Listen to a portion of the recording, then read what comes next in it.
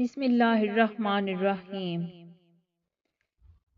حضرت موسیٰ علیہ السلام سے ایک غریب آدمی نے درخواست کی کہ آپ کلیم اللہ ہیں، اللہ تعالیٰ سے دعا کریں کہ وہ میرا رزق بڑھا دے، مجھے کئی وقت پھاقے ہو جاتے ہیں۔ حضرت موسیٰ علیہ السلام نے بارگاہ خداوندی میں اس کی درخواست پیش کی تو بتایا گیا کہ اس آدمی کی قسمت میں قلیل روزی ہے، اس لیے ہمارے ہاں سے تھوڑا تھوڑا کر کے اسے روز دیا جاتا ہے تاکہ آخر تک اسے ملتا رہے۔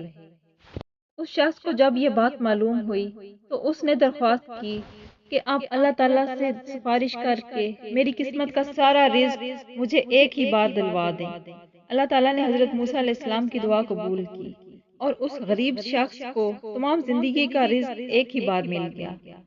اس شخص نے فوراً لنگر خانہ کھول لیا اور اعلان کر دیا کہ جس شخص کے کھانے کا انتظام نہ ہو وہ ہمارے لنگر خانے سے پیٹ بھر کر کھانا کھا سکتا ہے۔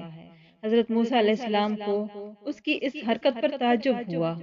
انہوں نے اسے سمجھانے کی کوشش کی لیکن جب وہ نہ مانا تو مایوس ہو کر چلے گئے۔ ایک ہفتے بعد ان کا ادھر سے گزر ہوا تو دیکھا کہ لنگر خانہ ہنوز ابھی تک جاری ہے۔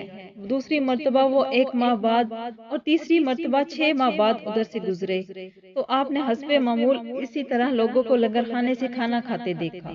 ان کا خیال تھا کہ اس غریب کی دریا دلی کی بدولت سارا رزق چند روز میں ختم ہو جائے گا، مگر لنگر خانہ ابھی تک مسلسل جاری تھا۔ آپ علیہ السلام نے اللہ تعالیٰ سے عرض کیا، یا اللہ، یہ کیا قصہ ہے؟ اس کا تھوڑا سا رزق ابھی تک چل رہا ہے۔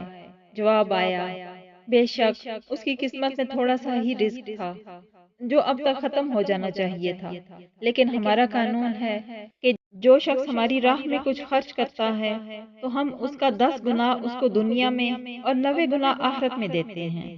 یہ شخص بھی اس قانون کے دائرے میں ہے، جتنا یہ ہماری راہ میں خرچ کرتا ہے اس کا 10 گنا ہم اسے دنیا میں ہی دے دیتے ہیں۔ اس میں تعجب کی کیا بات ہے؟